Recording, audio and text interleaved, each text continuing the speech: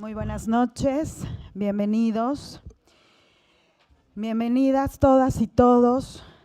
Gracias por estar aquí hoy en Fundación Casa de México en España y sobre todo en este momento que, como ustedes pueden ver, estamos en los últimos días de este gran momento del año en el que celebramos la tradición de Día de Muertos, que es una tradición que México ha compartido con el mundo y estamos muy orgullosos de que cada vez más esta tradición se entienda, se conozca y sobre todo también sea parte de una celebración en el mundo. Justamente en este marco, y como todas las grandes religiones y culturas han tratado de dar respuesta a estas grandes interrogantes de nuestra existencia, es por eso que el día de hoy y en este momento queremos agradecer la presencia del Lama Tony Karam, para quien pido un fuerte aplauso.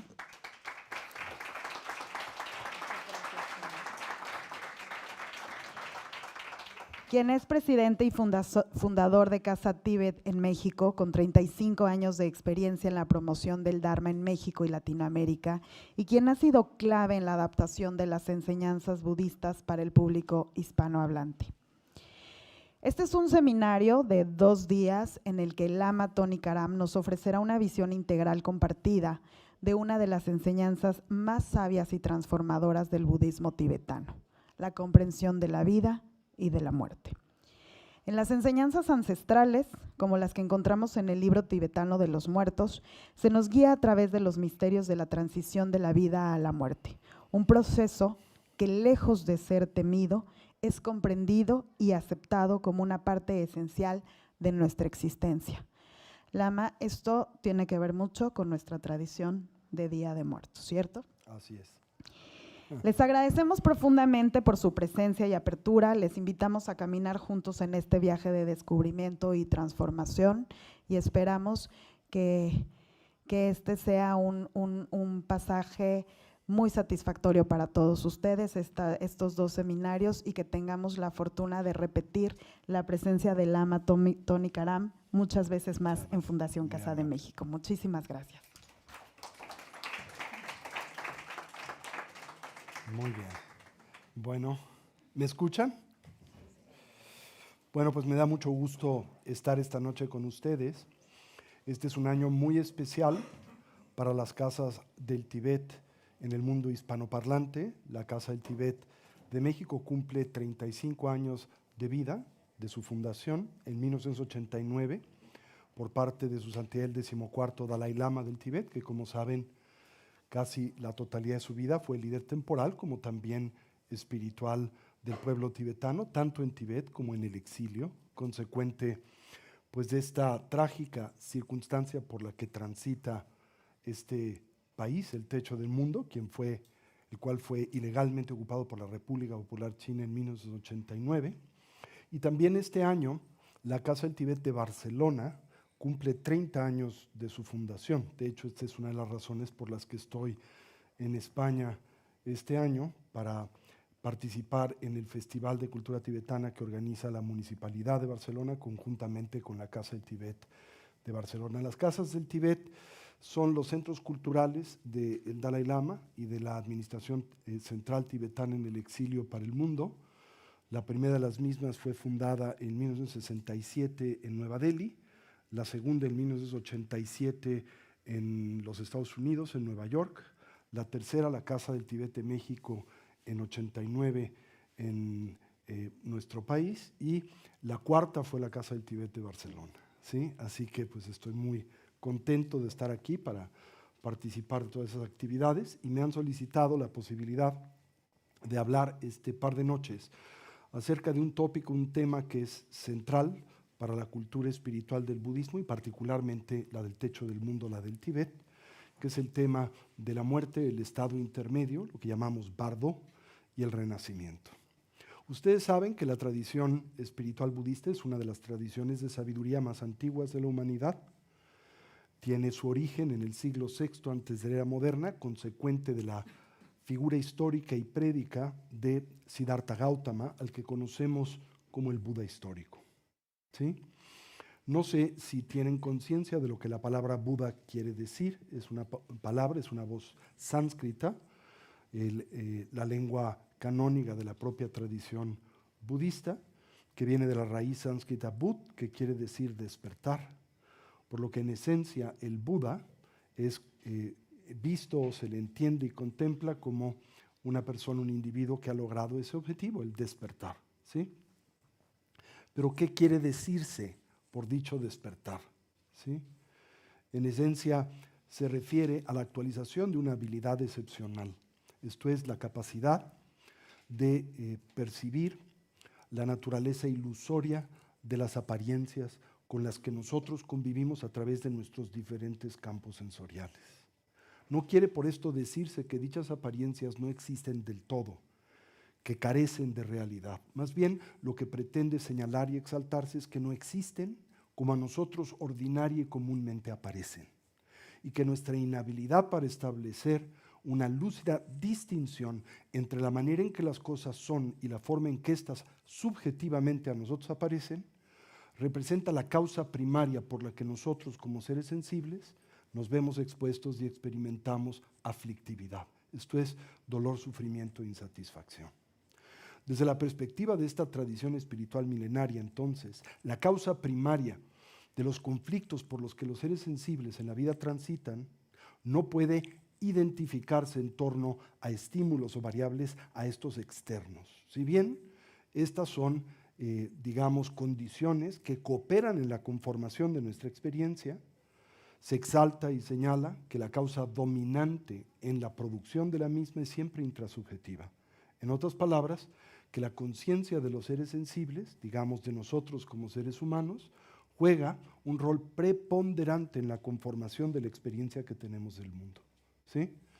Que nada aquello a lo que nosotros nos vemos expuestos sensorialmente posee una identidad intrínseca, una realidad objetiva, independiente a la que el perceptor le atribuye a través de su cognición e interpretación, que en la mayoría de nosotros evidentemente opera de una forma inconsciente, inercial y compulsiva, consecuente de nuestros diferentes condicionamientos, tanto aquellos que son propios de nuestra fisicalidad, el tener un cuerpo humano, ¿verdad?, con sentidos humanos, que naturalmente nos expone un mundo humano, ¿verdad?, y una conciencia al mismo tiempo condicionada por la sociedad, por el entorno, por el proceso educativo, nuestro género, la edad que tenemos, en fin, todas estas diferentes variables a las que nos vemos cultural y cognitivamente expuestos a lo largo de la vida, ¿sí? La tradición budista plantea el hecho de que todos los seres sensibles somos viajeros. De hecho, la palabra que se utiliza dentro del contexto de la tradición tibetana para describir un ser vivo es la palabra tibetana drowo. Y esta palabra pues conlleva un significado muy profundo, porque literalmente se traduce como un viajero. Y somos viajeros todos del espacio y del tiempo. Desde la perspectiva de esta tradición, todos los seres sensibles, esto es, aquellos dotados de vida y conciencia, estamos compuestos de dos diferentes dimensiones. Una dimensión física, que puede ser grosa, como la de nuestro cuerpo de carne y hueso, puede ser sutil, puesto que todos poseemos un cuerpo energético, lo que podríamos describir como un cuerpo eléctrico, ¿verdad? Y una dimensión cognitiva que está constituida por la conciencia, que se define como una energía lúcida y como toda expresión energética que carece de un principio y fin absolutos, esto es, no se crea ni se destruye, se transforma, ¿sí? Se concibe entonces a esta vida tan solo como un capítulo del eterno devenir de la conciencia individual, que se señala y afirma no tiene un principio, no trátase de una entidad creada, no tiene un fin, no se desorganiza y desvanece nada, ¿verdad? Pero al mismo tiempo trátase de una entidad dinámica, sujeta a un proceso constante de transformación y movimiento, primariamente vinculado a la cognición, a la percepción. Somos perceptores, digámoslo de esta manera. Entonces, la tradición milenaria budista plantea el hecho de que como viajeros nosotros transitamos por diferentes estados de conciencia y cognición a lo largo del infinito devenir de nuestra existencia en términos generales.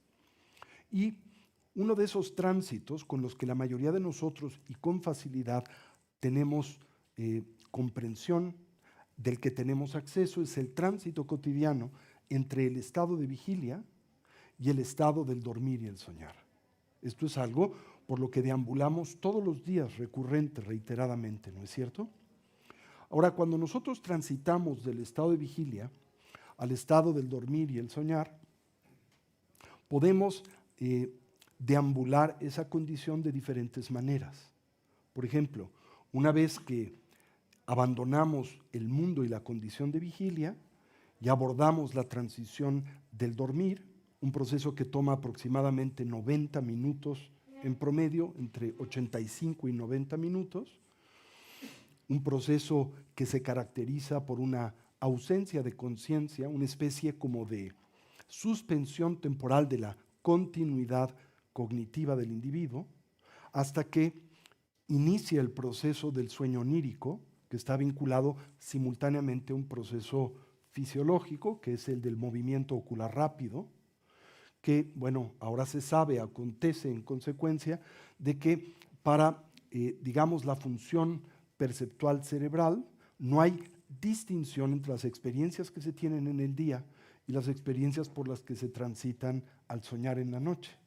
Y por lo tanto, los ojos reaccionan de la misma manera a las experiencias de la ensoñación que lo hacen a las experiencias sensoriales visuales del estado de vigilia. Esto es, el cerebro encuentra casi imposible distinguir entre la experiencia cognitiva de vigilia y la experiencia cognitiva del dormir y el soñar en general, ¿sí? Cuando nosotros transitamos entonces por esta fase de la experiencia vital, la de la ensoñación, lo podemos hacer de dos diferentes maneras. Podemos ensoñar ausentes de lucidez, eso en esencia quiere decir incapaces de reconocer la condición del sueño como un sueño, o podemos transitar potencialmente dicha condición, dicho trance, conscientes de su naturaleza ilusoria. Esto es, lúcidos en torno al hecho de que en efecto se trata esa experiencia y transición de la ensoñación. La mayoría de nosotros a lo largo de la vida tan solo experimentamos un puñado de sueños lúcidos, esto es, experiencias de ensoñación en donde nos hacemos conscientes de el hecho de que estamos soñando. La mayoría de nosotros, cuando experimentamos dicho tránsito, lo hacemos ausentes de dicha lucidez, inconscientes de la naturaleza ilusoria de los sueños. Y por lo tanto, ¿qué sucede? Que cuando nosotros en estos nos vemos naturalmente expuestos a sus diferentes apariencias visionarias, les atribuimos realidad objetiva. ¿Qué quiere decir esto? Que concebimos o pensamos que dichas experiencias existen como a nosotros, inconscientes de su naturaleza, aparecen como si existiesen independientes de la conciencia que las sueña. ¿No es cierto? Simultáneamente, cuando nosotros transitamos por el entreestado del dormir y el soñar, ahí nosotros manifestamos una identidad determinada. Comúnmente la identidad con la que nosotros soñamos es una que emerge en consecuencia de aquella con la que nosotros, en el estado que precede al dormir y al soñar, nos hemos habituado, que es nuestra identidad física y, digamos, la historia personal que le acompaña y caracteriza. Por ejemplo, yo soñaría como hombre, soñaría con un cuerpo humano y probablemente soñaría con la identidad que tengo en esta vida, de Marco Antonio Karam, de Tony Karam, ¿sí? Así nos sucede a todos en términos generales. Pero en consecuencia de nuestra habitual inhabilidad para reconocer la naturaleza ilusoria de los sueños, le atribuimos, en un sueño no lúcido, a dicha identidad también realidad objetiva. Esto es, la concebimos existir como la hacemos en el estado de vigilia, independiente a la conciencia que la ensueña, de la que emane, en cuyo espacio juega y en la que eventualmente, al terminar el sueño o la ensoñación, se diluye y desaparece. Simultáneamente, cuando nosotros transitamos por la fase de la ensoñación, en la misma manifestamos toda variedad de diferentes actividades Y esas actividades son actividades que concebimos desplegar a través de nuestras diferentes estructuras y bases sensoriales. Esto es, en los sueños pareciese como si nosotros pudiéramos percibir visualmente. En los sueños parecería como si pudiésemos nosotros escuchar auditivamente. En los sueños parecería que pudiésemos nosotros olfatear olfativamente, ¿no es cierto? Pero la realidad es que esta es una concepción fantasiosa, porque durante el tránsito del dormir y particularmente el del soñar, nuestras bases sensoriales físicas se encuentran en un estado de pausa, en un estado de recogimiento. La única base sensorial que opera durante la transición de la ensoñación es la mental, lo cual quiere decir que todas las experiencias que nosotros desplegamos dentro de un sueño no existen independientes a la conciencia que la sueña, ¿sí?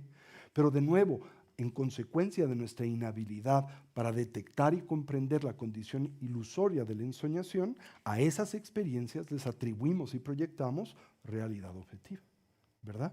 De tal manera que, por ejemplo, dentro de un sueño no lúcido, si te ves expuesto a una condición aterradora, reaccionas a la misma con temor y miedo, ¿verdad?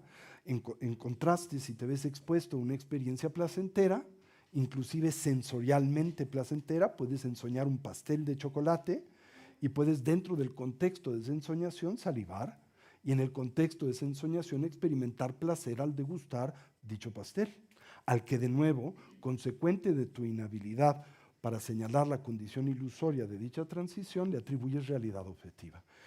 Crees que existe independiente a la conciencia que la ensueña, ¿no es cierto?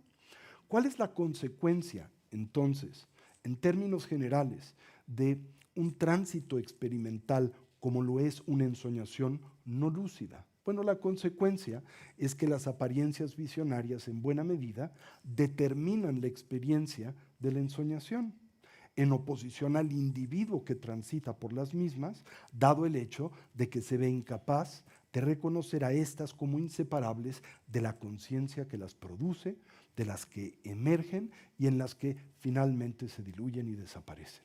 Así, cuando nosotros, por ejemplo, transitamos por un sueño no lúcido, una pesadilla, pues corremos despavoridos y nos vemos del todo dominados por el terror.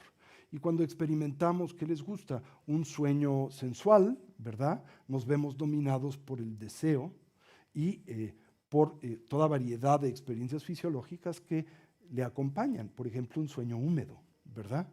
Todo esto es consecuente de atribuirle a dichas apariencias realidad objetiva. Bien, ahora, es posible deambular por un sueño de una forma distinta, alternativa. Es posible deambular por un sueño dotados de una condición de lucidez. Eso quiere decir, conscientes del hecho de que estamos soñando. Ahora, esta condición, la de un sueño lúcido, no disipa la continuidad y, digamos, la estructura narrativa del sueño, pero le permite a quien deambula por este, consciente de su naturaleza, reconocer su condición ilusoria. Eso quiere decir darse cuenta de que ese ensueño, si bien aparece como existente objetivamente, independiente a quien lo sueña, en realidad no es otra cosa que la proyección de la mente que lo sueña. ¿Cuál es la consecuencia de lograr ese entendimiento? Bueno, el liberarse de la influencia tiranizante que las apariencias oníricas ordinaria y comúnmente ejercen sobre de nosotros cuando no somos conscientes de su naturaleza. Eso no quiere decir que esas apariencias no influencien la conformación de nuestra experiencia dentro del sueño de alguna manera. Evidentemente lo hacen, pero no la determinan. ¿Por qué? Porque el factor determinante en un sueño lúcido, por lo que concierne a la elaboración y la conformación de la experiencia que del mismo tenemos, es la conciencia que ensueña, ¿sí? Ahora, la tradición espiritual budista, como las ciencias cognitivas occidentales contemporáneas, plantean lo siguiente. Dicen que no existe en términos perceptuales una diferencia estructural y radical entre la experiencia de la ensoñación de la noche y la experiencia de vigilia. Dicen, ¿no?, ambas tradiciones, que el sueño de la noche es una clase especial de percepción que en el individuo emerge bajo la ausencia del acotamiento o la influencia de estímulos sensoriales externos. Mientras que la experiencia de vigilia es definida como una clase especial de sueño que surge en la conciencia del individuo bajo el acotamiento o bajo la influencia de estímulos sensoriales externos. Eso quiere decir que los sueños de la noche se conforman primariamente por procesos cognitivos mentales, mientras que los sueños del día son la consecuencia de la combinación tanto de los estímulos sensoriales externos a los que nosotros nos vemos materialmente expuestos, como la interpretación que de los mismos consciente o inconscientemente hacemos en consecuencia de nuestros condicionamientos sociales, educativos, de género, de edad, cognitivos en términos generales. La experiencia que nosotros del mundo tenemos en el estado de vigilia es una que no puede separar ni divorciarse de la interpretación que de la misma hacemos. Y sin embargo tenemos esta sensación, especialmente en la condición del día, de que todo lo que nosotros percibimos realmente existe como a nosotros aparece y no pasa por el filtro de nuestra interpretación perceptual y cultural en términos generales. Esto es falso y es por ello que se dice que el sueño del día, ¿verdad?, no es tan diferente al sueño de la noche. Ahora, ¿qué sucede cuando un individuo es capaz de detonar lucidez durante el sueño de la noche? La conciencia de que está soñando. Bueno, un individuo de esta naturaleza puede reconocer que las apariencias del sueño no existen como ordinariamente a nosotros se presentan, independientes a la mente que las ensueña. De la misma manera, una persona que transita por el, entre comillas, sueño de vigilia, puede también reconocer que éste no existe como a nosotros ordinariamente aparece. Nosotros deambulamos el sueño de vigilia de forma inconsciente, incapaces de reconocer su naturaleza ilusoria, de tal forma que interpretamos a las apariencias que a nuestros sentidos se presentan de una forma equívoca y tergiversada. ¿Por qué? Porque a nosotros todo se presenta de una forma contraria como existe. A nosotros las cosas se presentan como si fueran permanentes cuando en realidad son impermanentes. Las cosas todas se presentan como estables cuando son inestables. Se presentan como inamovibles cuando están en movimiento. Se presentan unitarias cuando existen de forma compuesta. Se presentan como si estuvieran dotadas de una identidad intrínseca, cuando la identidad que tienen es relativa y temporal. Se presentan como poseyendo cualidades sustanciales, positivas o negativas, cuando dichas cualidades son inseparables de la apreciación del perceptor, de la conciencia que las interpreta y no residen en el objeto perceptual, ¿sí? Tomemos el ejemplo de un pastel de chocolate.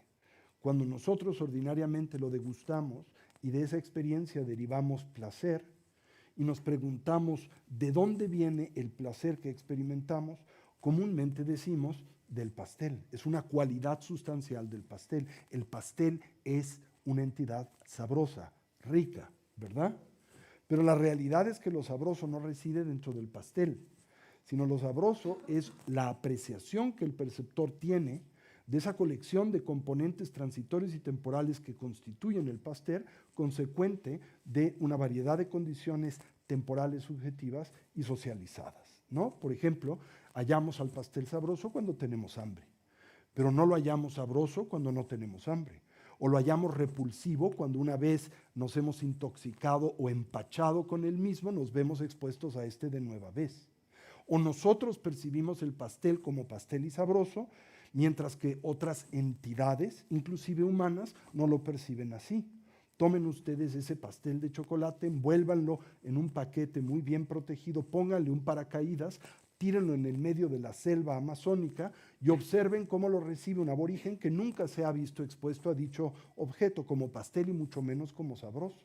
No sería capaz ni de reconocerlo como pastel y de degustarlo muy probablemente no lo encontraría sabroso porque nunca ha sido expuesto al azúcar refinada. Porque el sabor, la apreciación del mismo son elementos subjetivos que son consecuentes de la socialización y la cultura y no residen intrínsecamente dentro del pastel, ¿sí? Tomemos el ejemplo contrario, un mojón, ¿sí?, que a nosotros naturalmente, perceptualmente, parecería absoluta y completamente espeluznante, ¿verdad? Repugnante en términos generales. Y sin embargo, para el agricultor que requiere de este como abono, tiene una apariencia totalmente diferente, ¿no es cierto?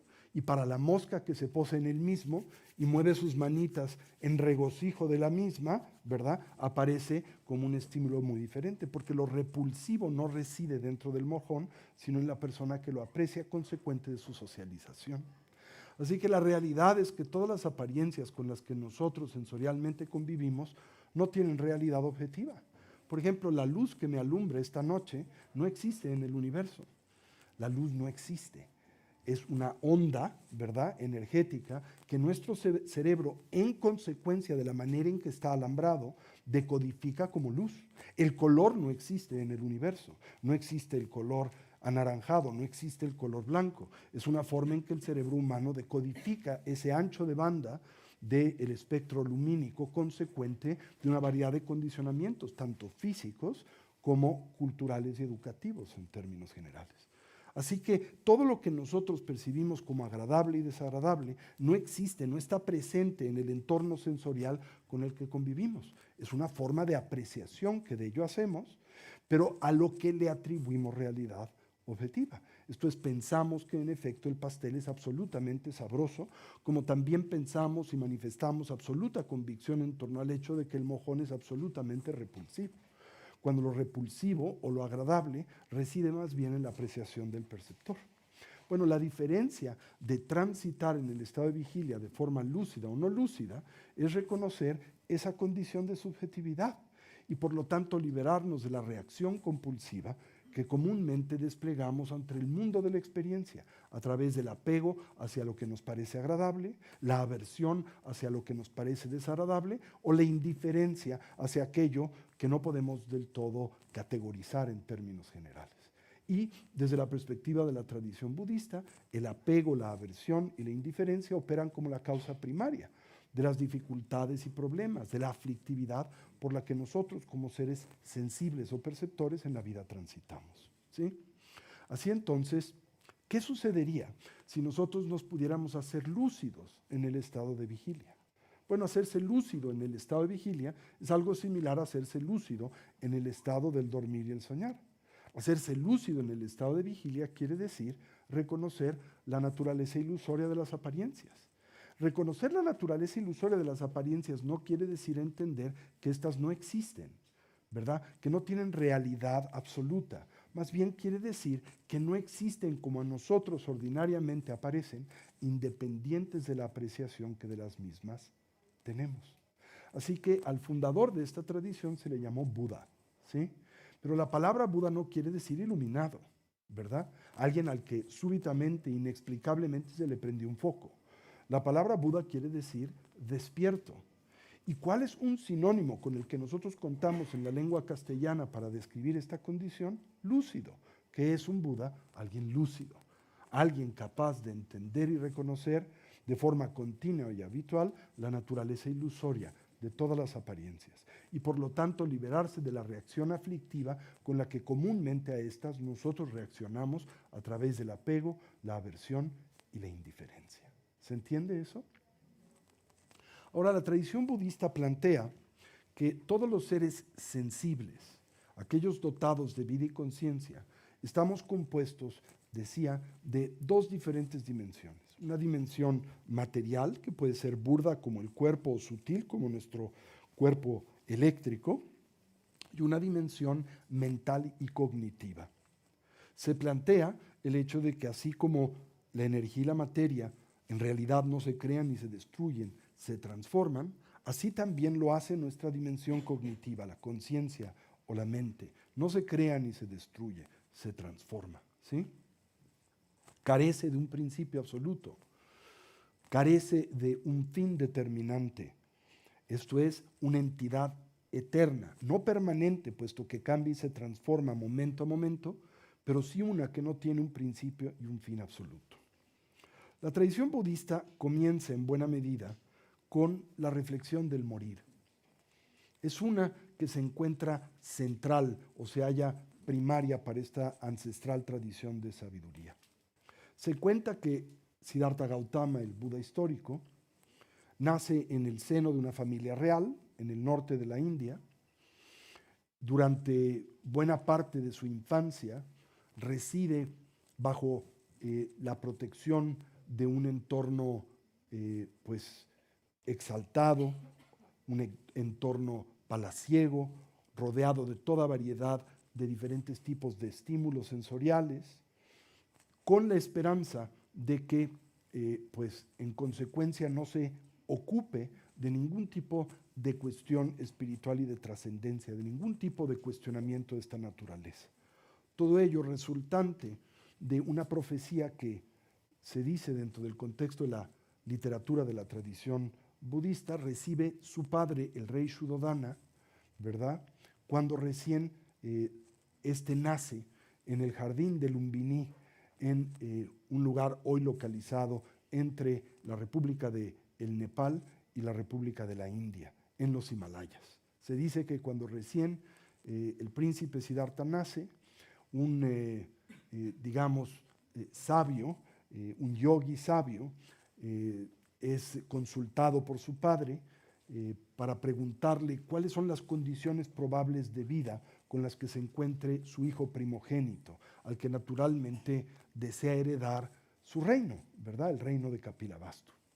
Y este astrólogo le dice a su padre que Siddhartha tiene en su vida dos grandes potenciales. Un potencial es que pueda convertirse en un monarca universal, un Chakravarti. O la otra alternativa es que pueda convertirse en un renunciante espiritual, una persona despierta, un Buda.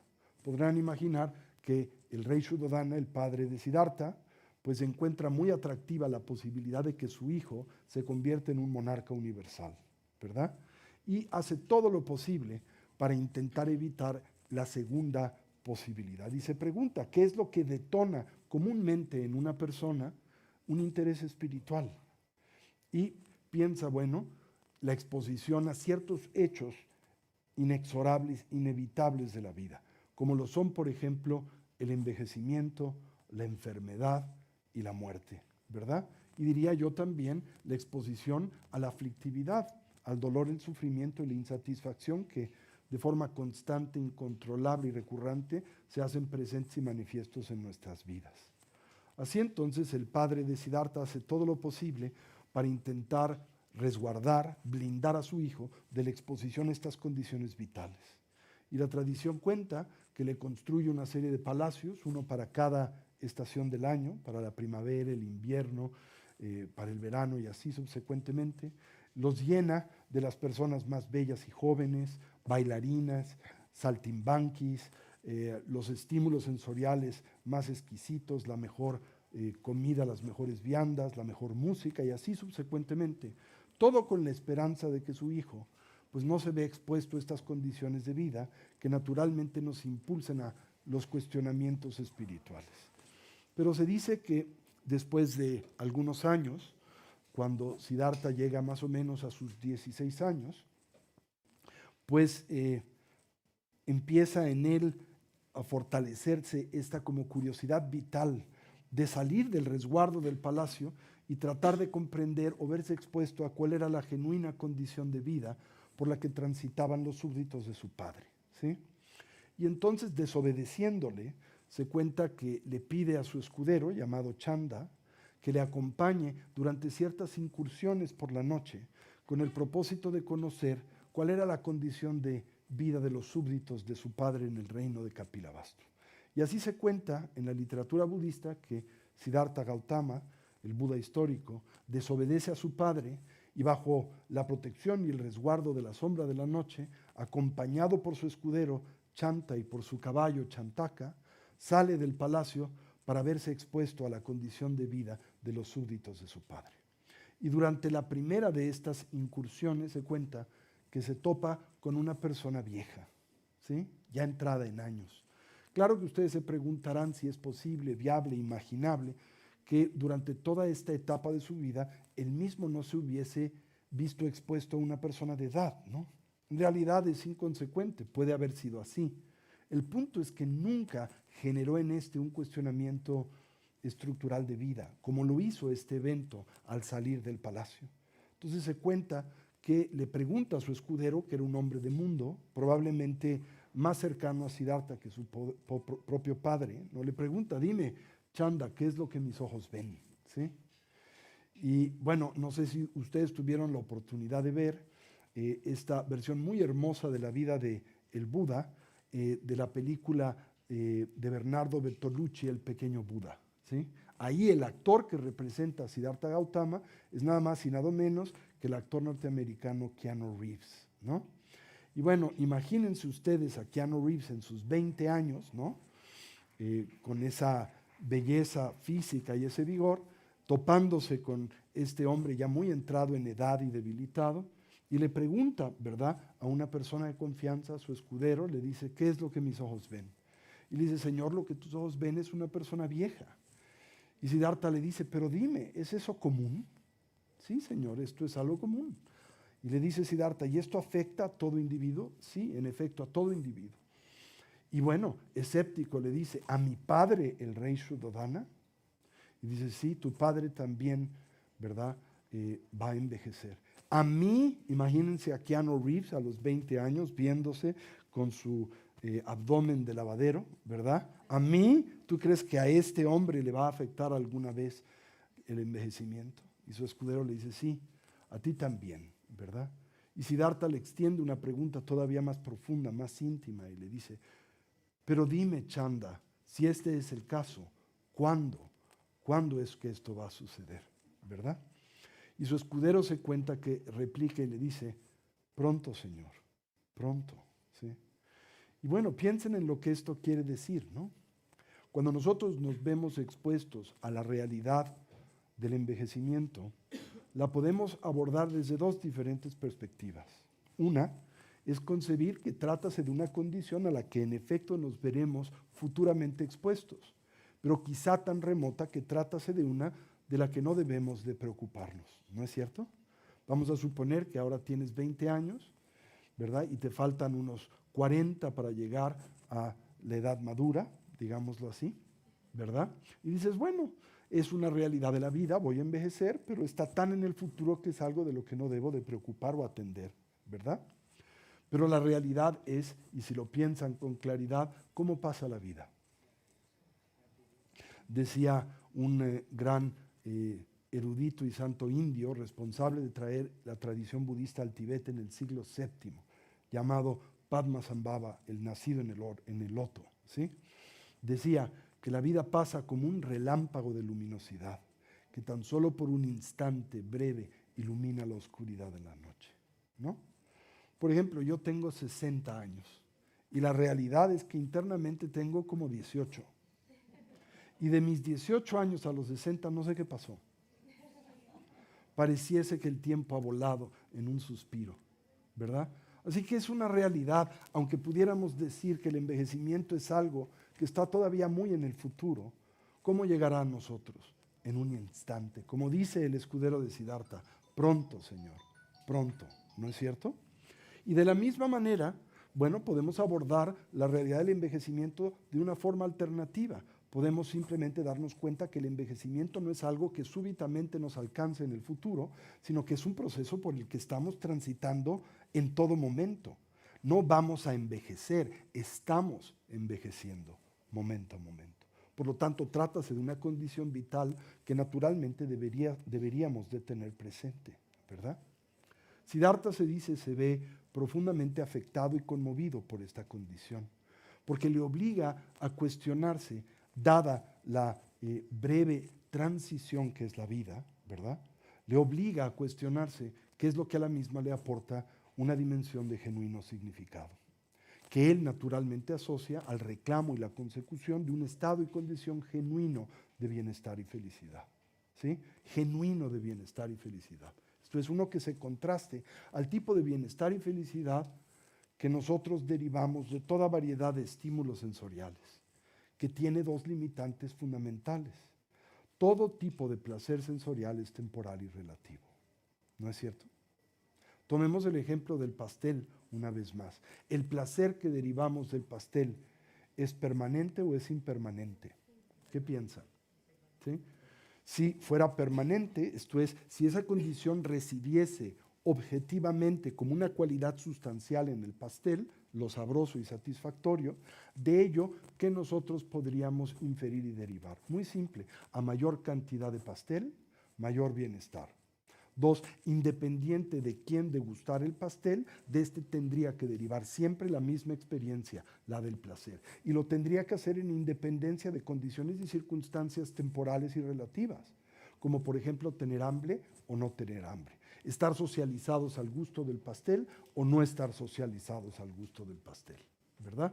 Ahora, el pastel es una entidad temporal que deambula, ¿verdad?, dentro del contexto de esa dimensión que es la del tiempo. Nosotros, como perceptores y seres vivos, somos también una entidad temporal que también deambulamos en cambio perpetuo en esa dimensión de la realidad que es el tiempo. Así que el pastel emerge, ¿verdad?, vive y después se deconstruye y desaparece. Y así nosotros también, ¿verdad?, transitamos de alguna manera la experiencia del vivir. Así que el placer que derivamos del pastel y para el caso de todo tipo de estímulo sensorial es por un lado temporal y también es relativo. ¿Y es relativo a qué? A la apreciación que tenemos de él, consecuente de una variedad de diferentes tipos de condicionamientos.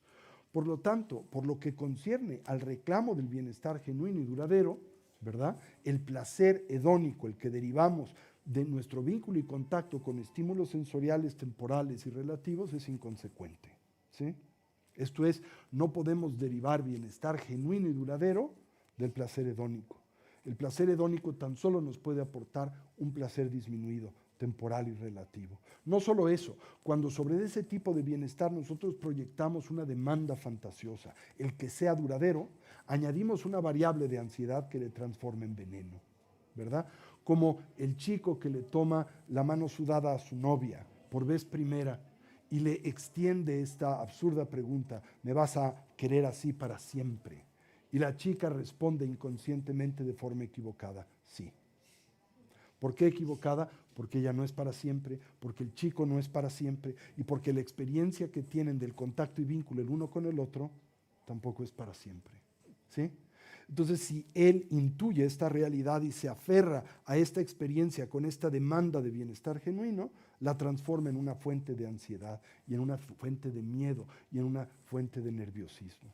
Así que Siddhartha vuelve al palacio muy preocupado por la experiencia de la noche y decide desobedecer a su padre una segunda vez, sale del palacio y ahora se cuenta que se ve expuesto a un hombre enfermo, muy, muy deteriorado también físicamente. Y bueno, dada la condición de Siddhartha, nunca había tenido la oportunidad de atender a una persona en dicho tránsito y condición, ¿verdad? Así que le pregunta a su escudero y le dice: Chanda, dime qué es lo que mis ojos ven. Y se dice que Chanda le dice: Señor, pues este es un hombre enfermo. Y Siddhartha le dice: y dime, ¿es esto común? Y le dice: sí, es común, ¿verdad? ¿Le sucederá a mi padre, el rey Shuddhodana? Le va a suceder a tu padre, el rey Shuddhodana. Y me sucederá a mí, Keanu Reeves, ¿verdad? Y dice: sí, también a ti te va a suceder. Pero de nuevo le dice: pero dime, Chanda, ¿cuándo? Como que queriendo de alguna manera blindarse de la ansiedad que la exposición a esta realidad de la vida produce, ¿verdad? Y le dice Chanda de nuevo, para su sorpresa: pronto, Señor, pronto. De nuevo, ¿por qué? Porque aunque tú pudieras garantizar que no te vas a topar con la enfermedad en los próximos 30 años, ¿cómo pasa la vida? ¿Se acuerdan? Como un relámpago de luminosidad, que tan solo por un breve instante ilumina la oscuridad de la noche y nada más, ¿verdad? Sin mencionar el hecho de que nosotros no vamos a enfermar, sino ya estamos enfermos. De alguna u otra manera, si lo piensan o conciben, las causas que van a propiciar nuestra muerte ya están en nosotros presentes y operativas desde el instante en que nosotros nacemos. La tradición budista dice que en el momento en que nosotros advenimos al mundo, nos precipitamos ya hacia la transición del morir. Que con cada bocanada de aire que inhalamos, nos acercamos a la muerte. Que con cada paso que extendemos, ¿verdad?, en el camino, nos encontramos cada vez más cerca de la transición de la muerte. De nuevo, esto afecta profundamente a Siddhartha porque se da cuenta, pues, de la fragilidad de la vida. Y una vez más se cuestiona qué es aquello que le aporta a este genuino significado. Así que vuelve al palacio y toma la determinación de salir del mismo una tercera vez, ¿sí? Y en esta ocasión se dice que se topa con una procesión funeraria, ¿verdad? Llevan al cadáver de una persona en un palanquín, como es común en India, resguardado por una serie de telas, y Siddhartha pues se acerca, mueve una de estas telas y descubre este cadáver. La tradición budista le describe como azulado, agrietado, putrefacto y maloliente, ¿sí? Y cuando lo ve, ¿verdad?, pues naturalmente esto le impacta enormemente y le pregunta a su escudero Chanda, ¿qué es lo que mis ojos ven? Y Chanda le dice, Señor, pues un cadáver, la realidad de la muerte. Y le dice, ¿es esto común? Y Chanda le dice, sí, Señor, esto le sucede a todos. A mi padre, el rey Shuddhodana, que imaginarán se sentía inmortal, por supuesto, a tu padre, el rey, la muerte llegará. A mí, ¿verdad?, el príncipe Siddhartha, Keanu Reeves, sí, a ti también va a llegar. Pero dime cuándo, Chanda, ¿cuándo? Y usted le dice, pronto, Señor, pronto. ¿Por qué? Porque nos estamos muriendo momento a momento. Y de nueva vez, porque la vida pasa como un relámpago que por un instante ilumina la oscuridad de la noche. Total que se cuenta que Siddhartha regresa al palacio y toma la determinación de salir una tercera vez. Y en una cuarta vez. Y en esta cuarta exposición, ¿verdad?, se dice que se topa con un sannyasin, con un renunciante. En aquel entonces había un gran movimiento espiritual en India de personas que decidían abandonar el contrato social y practicar toda variedad de austeridades y de sistemas de control psicofísico, lo que llamamos yoga en términos generales, en el bosque. Total que Siddhartha se topa con este sannyasin que pues vive a la intemperie en el medio del bosque, expuesto a los elementos, tan solo utiliza un taparrabo como ropaje, ya degradado y deshilachado, que se ha untado las cenizas de las piras funerarias, como es la costumbre de los sannyasins, que no se ha lavado el cabello por mucho tiempo, y este hombre le impacta a Siddhartha. Pero la tradición cuenta, no le impacta por su apariencia física, sino le impacta por otra condición que nunca había vislumbrado en otro individuo o persona. Y lo que se dice que le impacta de esta persona es su bienestar interno, su equilibrio interior, que a pesar de su condición vital, ¿verdad?, que no tiene ningún tipo de bien material, que no usa ropajes finos, que no está expuesto a todo tipo de estímulos sensoriales refinados y sin embargo manifiesta una condición interna de bienestar y equilibrio interior, que es precisamente lo que Siddhartha busca. Así que le pregunta a su escudero y le dice, ¿qué es lo que mis ojos ven? Y dicen, pues este es un renunciante, alguien que ha abandonado el contrato social, alguien que se ha comprometido a una búsqueda interior. Y le dice Siddhartha a su escudero, y dime, ¿es esto común? Y le dice, no, esto no es común, ¿verdad? Y le dice, ¿esto es algo que podría ser mi padre? Y le dice, no, tu padre el rey no se interesaría por una vida de esta naturaleza. Y le dice Siddhartha, ¿yo? ¿Crees que yo no podría hacerlo? No lo sé, Señor, pudiese ser, dependiendo de cuál es la condición por la que ahora transitas y la renuncia que tienes a las apariencias del mundo, ¿sí? Total que en ese momento se dice que Siddhartha regresa al palacio y regresa muy convencido de que esa es la dirección vital que quiere perseguir. Su padre se entera de esta condición, se alarma porque pues, tenía grandes planes para que éste heredara su autoridad mundana, ¿verdad? Lo confronta y le dice, ¿por qué me has desobedecido? Y Siddhartha le confiesa su curiosidad para conocer y saber cuál era la condición de los súbditos de su reino, ¿verdad? Y le narra las experiencias por las que ha transitado, a las que se ha visto expuesto, y de alguna manera el padre de Siddhartha en ese momento reconoce que probablemente ha perdido a su hijo y que él en efecto no le responderá más, abandonará el reino e irá en pos de la verdad, ¿verdad? Entonces le suplica a su hijo que no haga esto y Siddhartha le dice, padre, estoy dispuesto a permanecer en el resguardo del reino siempre y cuando me puedas conferir 4 deseos. Entonces se cuenta que su padre, ¿verdad?, se llena de alegría porque piensa, pues soy el rey, tengo a mi disposición todo tipo de recursos, lo que mi hijo me pida se lo puedo dar, es probable que podamos sortear esta condición. Le dice, lo que tú quieras, dime qué deseas. Y su hijo le dice, permaneceré en el reino y heredaré tu trono y llevaré a cabo tus actividades, ¿verdad?, nobles, siempre y cuando me puedas garantizar el que nunca envejeceré, siempre y cuando me puedas garantizar el que nunca enfermaré, siempre y cuando me puedas garantizar el que nunca moriré, y siempre y cuando me puedas garantizar la exposición a un bienestar genuino y duradero, no temporal y relativo, como el sensorialmente condicionado. Y en ese momento se cuenta que el padre de Siddhartha estalla en un profundo y sentido sollozo que no puede soportar, ¿verdad? Porque se ha dado cuenta que nada de lo que su hijo le solicita es algo que él puede darle, y que en ese contexto lo ha perdido, ¿sí? Siddhartha entonces sigue esa vocación, renuncia a su vida de palacio y pasa 6 años buscando la verdad a través de diferentes medios, viéndose expuesto a grandes meditadores, después a grandes yogis que llevan a cabo prácticas muy sofisticadas diseñadas para fortalecer la voluntad sobre del cuerpo, y eventualmente y en consecuencia de este entrenamiento, finalmente logra su cometido, logra el despertar o la iluminación.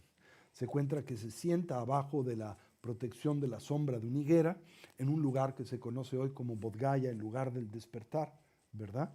En el norte de la India, cerca de la ciudad santa de Varanasi o Benares, y ahí durante el transcurso de la noche logra la plenitud del despertar. Y ese despertar es uno que cifra en una primaria, en un primario descubrimiento, la doctrina de las 4 nobles verdades: la verdad del sufrimiento, la verdad de la causa que propicia el sufrimiento, la verdad de la posibilidad de lograr la cesación del sufrimiento y la verdad del camino que conduce a su cesación, ¿sí?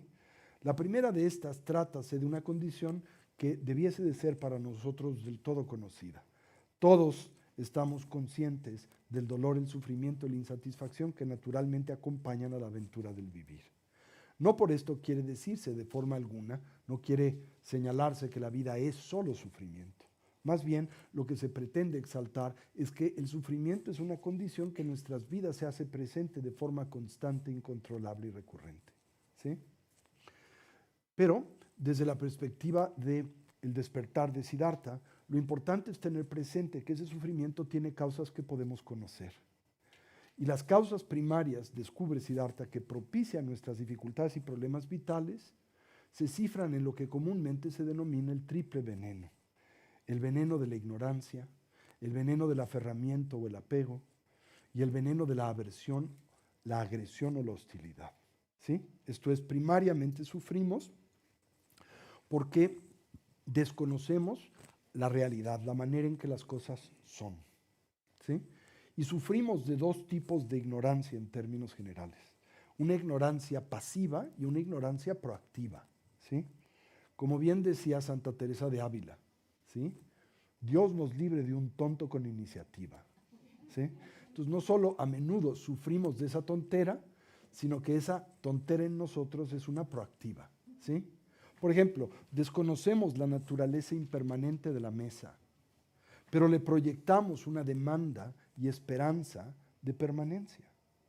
Desconocemos la naturaleza compuesta de la mesa, pero le proyectamos una condición y existencia unitaria, ¿verdad? La vemos como una, cuando en realidad esta entidad es una colección de componentes en tránsito, en movimiento, ¿verdad? Desconocemos el hecho de que esta mesa existe como mesa en dependencia de la relación cognitiva que con ella establecemos, consciente o inconscientemente, pero que no tiene una identidad intrínseca de mesa, no tiene meseidad, ¿sí? Por ejemplo, ¿qué ven ustedes aquí? Parece ser un vaso, ¿no? Parece poseer esa intrínseca identidad o condición, la vaseidad, ¿no es cierto? Pero si poseyera dicha identidad, tendríamos que ser capaces de hallarla en algún lugar, ¿no? Y solo hay 3 posibilidades si lo analizan. O la meseidad existe en alguna de las partes que comprenden al vaso, o la meseidad existe en la colección de partes que comprenden al vaso, o la meseidad existe fuera del vaso.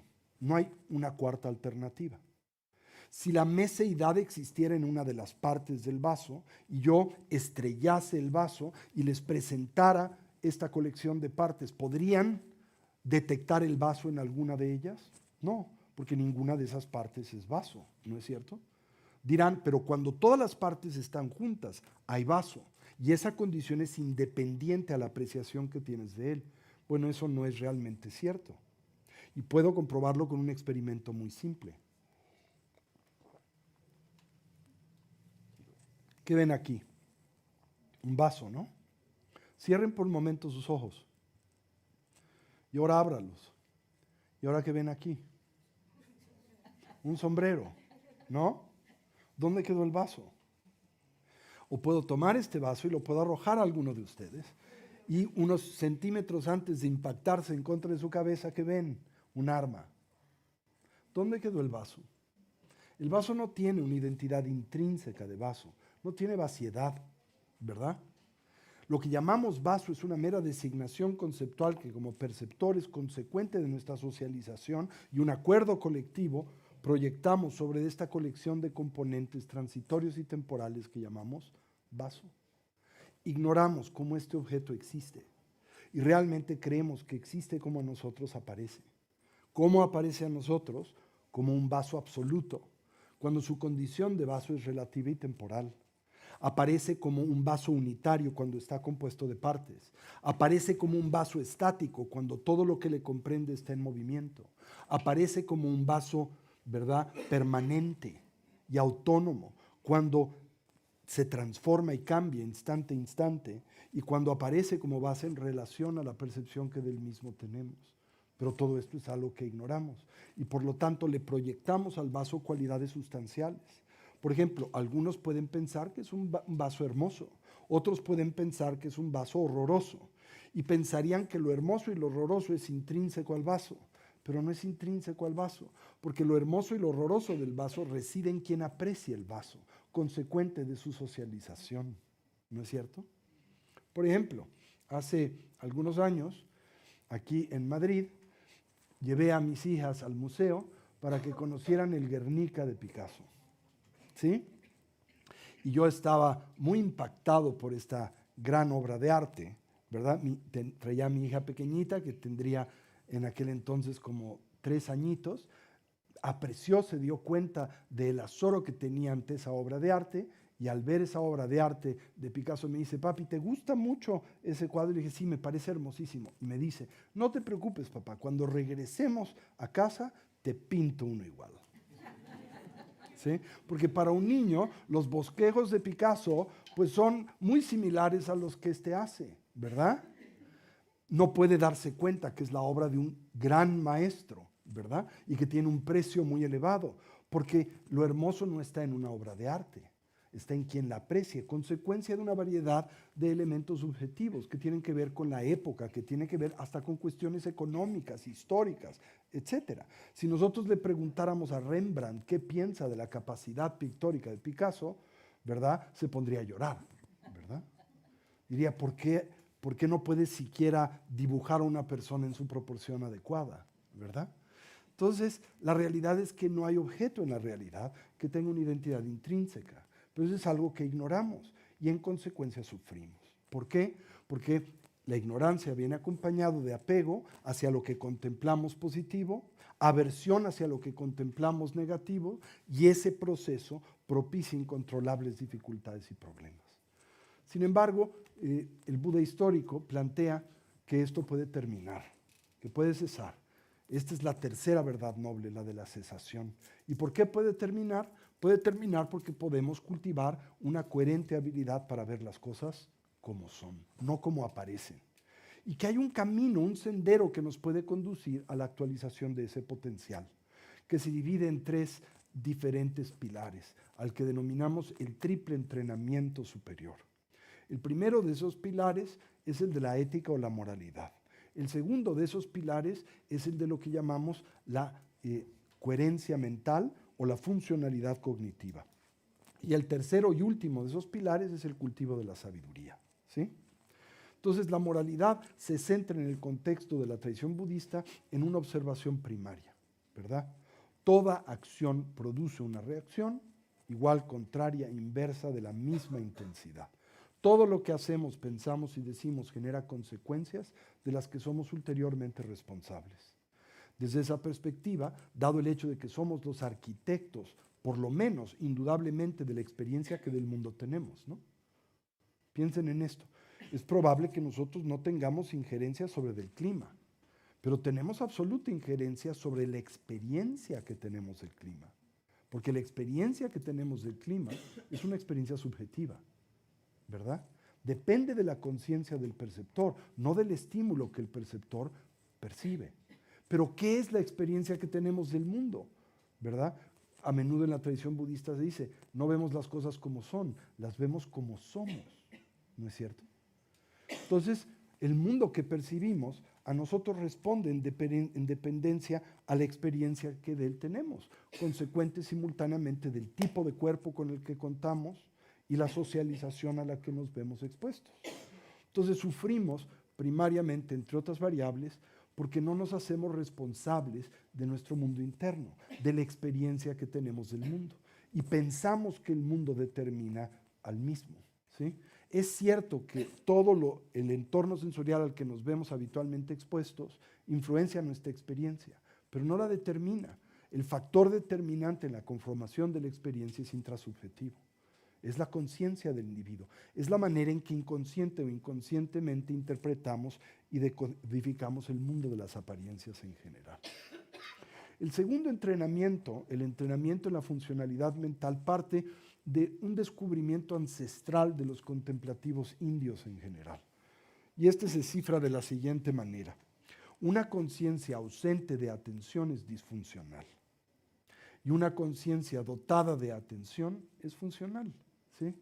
¿Saben ustedes que el promedio de atención de una persona universitaria no supera los 3 segundos antes de que la mente se vea fragmentada por la extrema ideación o debilitada por la lasitud y el hundimiento mental? Un ejemplo, por ejemplo, ¿verdad? Cuando llegan a casa y leen un libro, ¿verdad? Y de pronto tratan de atender lo que leen y experimentan hundimiento mental, sopor. O mientras leen, están imaginando lo que van a hacer el día de mañana o a quién tienen que hablar por teléfono y resulta que terminan la lectura de la página y no tienen comprensión alguna de la misma porque su mente nunca estuvo ahí presente. Estamos siempre en el futuro, estamos siempre en el pasado, estamos siempre dominados por toda variedad de fantasías y nunca estamos en el entorno en donde las cosas son, que es el presente. El desarrollo de la habilidad de estar presente, ¿verdad?, es uno de los elementos más importantes a cultivar dentro de las ciencias contemplativas indias en general, y entre ellas también la del Buddhadharma, la del budismo, ¿sí? Entonces, el segundo de los entrenamientos de la tradición budista tiene que ver con el cultivo de una habilidad de presencia mental, que se logra en una primera instancia a través de sincronizar a la mente con el cuerpo. ¿Y por qué sincronizar a la mente con el cuerpo? Es muy simple, ¿verdad? Esta tarde-noche, yo tengo absoluta certeza, puedo poner la mano en el fuego por la presencia del cuerpo de todos ustedes en este auditorio en la Casa de México en Madrid. Pero no pondría la mano en el fuego por la mente de absolutamente ninguno de ustedes. No sé dónde esté, ¿sí? En algunos está en casa, en otros está en la exposición, en otros está en la cena, en otros está en la memoria del pasado, ¿verdad? Sincronizar a la mente con el presente es muy difícil y requiere de un entrenamiento formal. Y la primera manera en que esto se puede cultivar metódicamente es vinculando la mente con el cuerpo, ¿sí?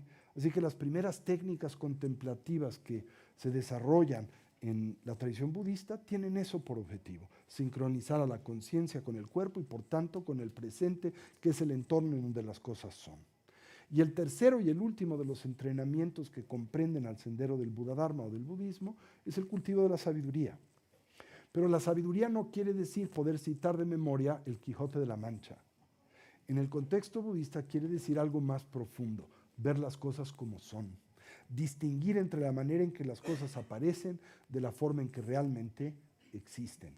¿Bajo qué presupuesto? Que la inhabilidad de establecer esa distinción opera como la causa primaria y sustancial de nuestras dificultades y problemas recurrentes, de nuestro dolor, sufrimiento y satisfacción.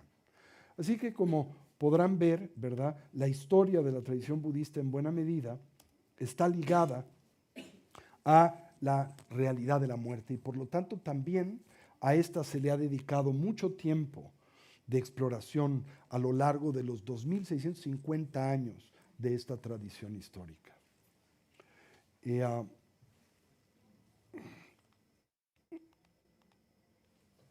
Dalai Lama dice: no hay forma de escapar de la muerte. Es como tratar de escapar de 4 grandes montañas que tocan el cielo. No hay escape de estas 4 montañas: el nacimiento, la vejez, la enfermedad y la muerte. ¿Sí? La tradición budista plantea que la ausencia de conciencia de estas condiciones vitales, o peor aún, la negación en torno a las mismas, opera como una de las causas primarias, detonantes de nuestra aflictividad recurrente. Y por lo tanto, un prerequisito indispensable para poder reclamar una dimensión genuina de bienestar y felicidad es reconciliarse con estas condiciones propias de la existencia. Y por lo tanto, dentro de la tradición budista se dedica pues, mucho tiempo, ¿verdad?, a la exploración de estas diferentes condiciones vitales.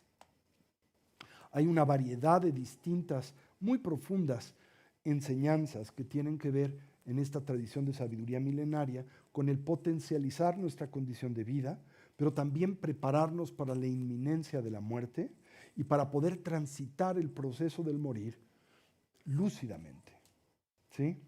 Con conciencia, como un ensoñador puede transitar la transición de los sueños también lúcidamente. Tenemos, por ejemplo, las enseñanzas del bardo Todol, que quiere decir la instrucción para poderse liberar a través de escuchar en el estado intermedio entre la vida, la muerte y el renacimiento. Y el propósito de estas enseñanzas pues es precisamente vencer el temor a la muerte, vivir la vida con integridad, prepararse para esa transición y poderla abrazar con la mayor lucidez posible. Ahora, decíamos que la tradición budista es una tradición espiritual, ¿verdad? Y concibe que los seres sensibles tienen 2 dimensiones. Por ejemplo, nosotros como seres humanos tenemos una dimensión física y tenemos una dimensión mental o cognitiva. La tradición budista plantea que nuestra dimensión mental y cognitiva no es una mera propiedad emergente del organismo físico, ni lo es, por ejemplo, de las funciones que son propias de nuestra red neuronal. Dicho de otra manera, la tradición budista no contempla a la vida como una función del cuerpo, una propiedad emergente, un epifenómeno del mismo, a diferencia de esta concepción que es central para las ciencias médicas y biológicas en Occidente, que en buena medida plantean y conciben que la vida y la conciencia en efecto son propiedades emergentes del organismo físico, son una cualidad de la función de la red neuronal. Por lo tanto, conciben a la vida consciente como algo que emerge con la vida física y también naturalmente conciben que la vida consciente emerge en una muy cercana e íntima relación con la vida física y conciben que cuando la vida física transita por el proceso de desorganización que naturalmente acompaña al morir, la vida cognitiva cesa, termina y desaparece.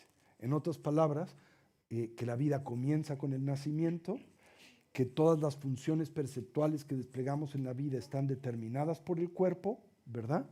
Y que cuando transitamos el proceso del morir, la conciencia se desorganiza con el cuerpo, cesa, se diluye y desaparece. Esta es una concepción que no comparten las tradiciones espirituales del Asia, en su mayoría, las de India, por supuesto, y particularmente la tradición budista. La tradición budista contempla a la conciencia como un flujo de eterna continuidad de experiencia, una energía lúcida, que como toda energía no se crea ni se destruye, se transforma. Y comparte este planteamiento no como un acto de fe que se presupone el individuo tiene que abrazar o aceptar per se, ¿verdad?, como un dogma, sino plantea que es algo, una conclusión a la que podemos arribar en consecuencia de diferentes órdenes de exploración y análisis. Por ejemplo, lo podemos hacer a través de la inferencia lógica, lo podemos hacer a través de la inferencia empírica Y también se plantea una modalidad particular de comprensión que no es ajena a nuestra cultura, que es la inferencia por autoridad. Desde una perspectiva lógica, claro, no tenemos mucho tiempo esta noche para ahondar en este tópico, pero simplemente para plantear los fundamentos de lo que aquí se concibe, ¿no? Desde una perspectiva lógica, es ilógico el concebir que la conciencia siendo algo puede surgir de nada, como es ilógico plantear que la conciencia siendo algo puede diluir y desvanecerse en nada, ¿verdad? ¿Por qué? Porque la nada solo puede producir algo similar a su naturaleza. ¿Y cuál es la naturaleza de la nada? Nada. Por lo tanto, ¿qué es lo que la nada produce? Nada. Pero la conciencia es algo, no es nada, por lo que no puede venir de nada, tiene que venir de algo, ¿verdad? Y la conciencia no puede desvanecerse en nada porque es algo, tiene que transformarse en algo. Ahora, hay una relación primaria entre la causa y el efecto. Como bien saben y estudiaron desde que estaban en párvulos, ¿verdad? No se pueden hacer peras de manzanas. Las manzanas vienen de semillas de manzana, no vienen de semillas de pera, ni se pueden producir de semillas de guayabo, ¿verdad?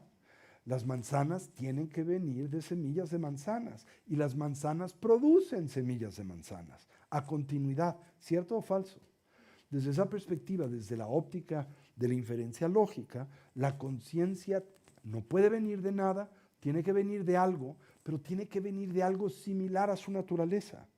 Y la conciencia no puede desvanecerse en nada, tiene que producir en continuidad algo similar a su naturaleza. Ahora, para no ahondar mucho, ¿cuál es la naturaleza de la conciencia? Bueno, la conciencia tiene por naturaleza lo que la conciencia hace. ¿Y qué es lo que la conciencia hace? ¿Cuál es la función de la cognición? La percepción, ¿sí? Por lo tanto, la percepción no puede ser consecuente o venir de algo que no percibe. Y la percepción no puede desvanecerse de algo que carece de percepción. Por lo tanto, la percepción no puede ser consecuente de algo inánime, algo no vivo, algo no consciente. Y la conciencia no puede desvanecerse en algo no vivo y consciente. Desde una perspectiva lógica, es sentido común pensar que la conciencia viene de conciencia y la conciencia produce conciencia, que es un flujo de eterna continuidad de experiencia que no se crea ni se destruye, se transforma. Esa es la inferencia lógica por la que se abraza y concibe la eterna continuidad de la mente o conciencia en la tradición budista, ¿sí? Pero también se abraza en consecuencia del examen de la inferencia empírica, ¿sí? La evidencia sensorial que apunta hacia la preexistencia de la mente o conciencia individual antes del nacimiento, la posible independencia de la conciencia del cuerpo físico mientras el individuo vive y la subsistencia de la conciencia tras la transición del morir, ¿no? ¿Qué evidencia existe para hablar acerca de la preexistencia de la conciencia antes de la vida física?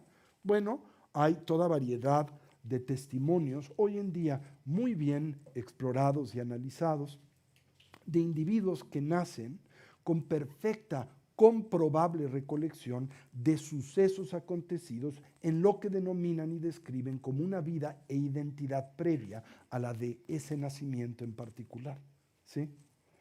Por ejemplo, ¿no? Uno de mis maestros tibetanos, el venerable Geshe Sopa, quien fue uno de los grandes eruditos y académicos tibetanos del siglo XX, uno de los maestros de su santidad, el 14º Dalai Lama del Tíbet, ¿no?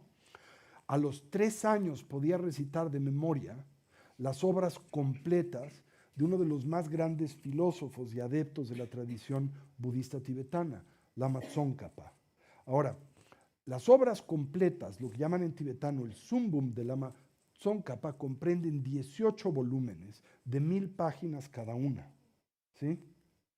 En la tradición académica tibetana hay este ejercicio que es muy diferente a como nosotros en Occidente aprendemos, en donde, por ejemplo, vamos a suponer que ustedes van a tomar una clase de apreciación literaria y van a estudiar el Quijote de la Mancha, ¿sí? Si lo hicieran en Tibet, lo primero que tendrían que hacer es memorizar el Quijote de la Mancha.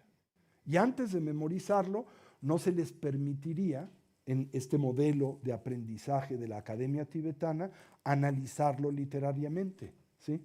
Y no se permitiría porque se presupone que lo que vamos a analizar muy probablemente es una vaga memoria de lo que leímos, puesto que nuestra retención es bastante pobre y limitada, ¿sí? Entonces tendrías que decir, bueno, déjame volver al libro, déjame ir a las páginas que marqué y ahí vemos, ¿no? Pero los académicos tibetanos primero memorizan el libro entero y una vez que lo tienen memorizado, sobre de él hacen todo tipo de exploraciones literarias y filosóficas, etcétera, ¿no?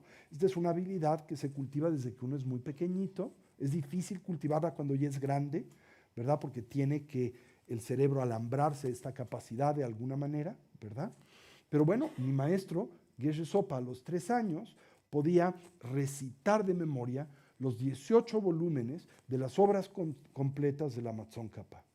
Él nació en un pequeño poblado en el Tíbet central, en donde no se hablaba el dialecto del Tíbet central, se hablaba un dialecto tibetano diferente, lo cual quiere decir que no podría recitar esas obras por contaminación, porque no hablaba ese idioma, ¿verdad? Ese dialecto, y venía de una familia pues rural, sin educación, en donde no había acceso a algo tan refinado como esta exaltada literatura filosófica tibetana, ¿no? ¿Cómo explicar entonces una habilidad de esta naturaleza si no es a través de la continuidad de la conciencia de una vida previa, ¿no? Pueden ustedes estudiar también o acceder a los muy sofisticados estudios que de este tema hiciera el doctor Ian Stevenson, que fue el director del Departamento de Estudios de la Personalidad de la Facultad de Medicina de la Universidad de Virginia, que escribió una serie de textos que se consideran las obras de investigación científicas más serias y profundas en torno a la exploración de la posibilidad del renacimiento. Y bueno, ahí estudió más de 3,000 casos a lo largo de su vida de niños en todas partes del mundo que reclamaban tener memorias de vidas pasadas, ¿no?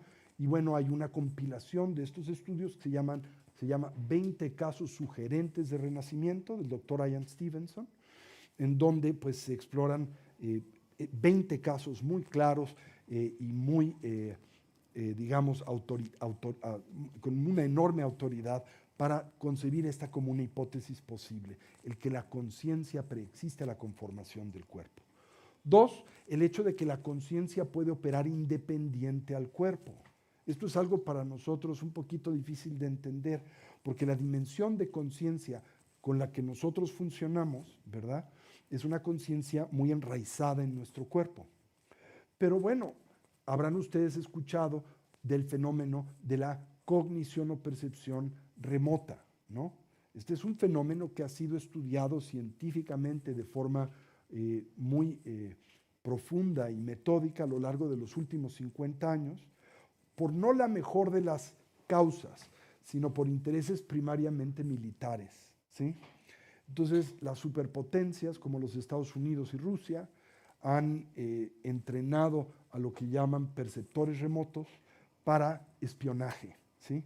Y estos son individuos que pueden proyectar su conciencia a otros lados y ver lo que está pasando en un lugar en donde su cuerpo y sentidos físicos no están, ¿sí?, con enorme precisión, ¿sí? El padre de estos estudios fue un norteamericano llamado Ingo Swann, ¿sí?, que trabajó para la CIA durante más de 50 años y formó su programa de visores remotos, financiado por el Departamento de Guerra de los Estados Unidos, ¿verdad?, precisamente para cuestiones de espionaje. El hecho de que la percepción remota es hoy vista como una función genuina de la cognición humana, esto es, no se pone a duda esta posibilidad, sino se acepta como absoluta, como una capacidad genuina, quiere decir que hay una dimensión de la conciencia que no requiere del cuerpo para funcionar. Porque si la visión estuviera determinada por el órgano visual, no podría existir la visión remota. Por lo tanto, esta concepción de la conciencia como una entidad que se expresa a través del cuerpo, pero no reside permanentemente en el mismo, o de este depende, no es tan descabellada como suena. Y después, pues está esta noción de que la conciencia subsiste a la transición del morir. Es más, la tradición tibetana contempla la muerte como un tipo de sueño, ¿sí?, y a la vida como un tipo de sueño. Y así como todas las noches abandonamos el estado de vigilia y entramos al periodo de la ensoñación y en esta podemos tener múltiples vidas y después morimos de estas y volvemos a renacer en el estado de vigilia y después morimos del estado de vigilia y volvemos a renacer en un sueño y así subsecuentemente a lo largo de la vida. Así, si lo extendemos más ampliamente, ¿verdad? La tradición budista plantea la realidad de la eterna continua de la mente y el renacimiento, ¿sí? Y después está el abordar este tema a través de lo que se llama la inferencia por autoridad. Y la inferencia por autoridad es arribar a una conclusión como lo es esta, en consecuencia de seguir la autoridad de un informante confiable. Ahora, esto también es parte, si lo piensan, del método científico. Por ejemplo, todos ustedes consumen medicamentos todos los días, ¿no?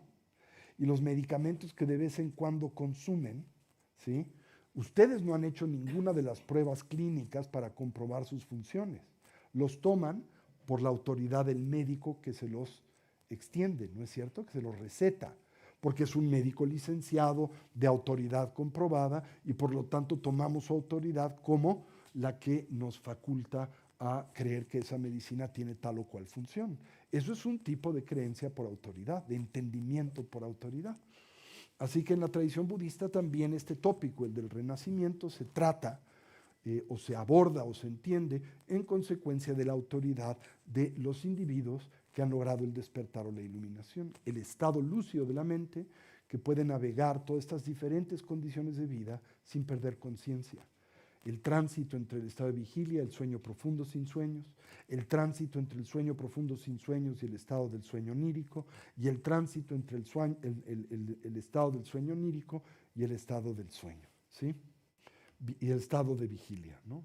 Ahora, la tradición budista plantea el hecho de que la existencia misma es una transición. Estamos nosotros siempre sujetos como seres vivos y conscientes a un proceso dinámico de transformación y movimiento. La palabra que se utiliza en la tradición budista para describir, en la tradición tibetana, ese movimiento, esa transición, es el término tibetano bardo. ¿Sí? ¿Han oído esa palabra alguna vez? Bardo.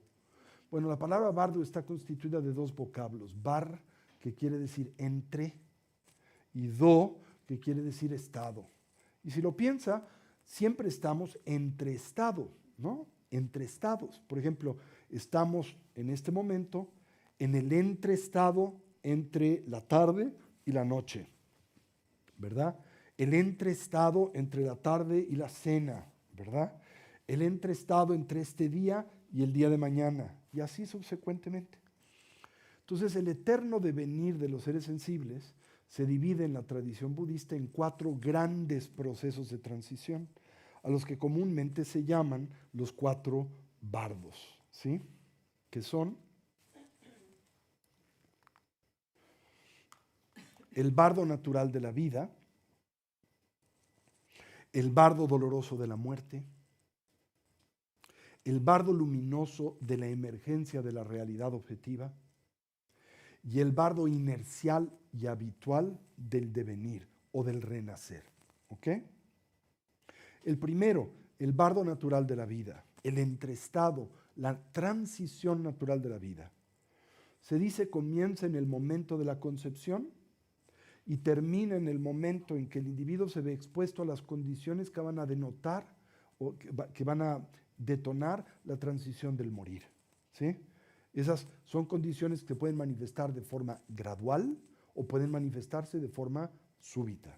Por ejemplo, el bardo natural de la vida se dice termina para una persona en la que se manifiesta el primer síntoma de la enfermedad que lo va a matar, aunque esto se extienda por varios meses o años, ¿sí?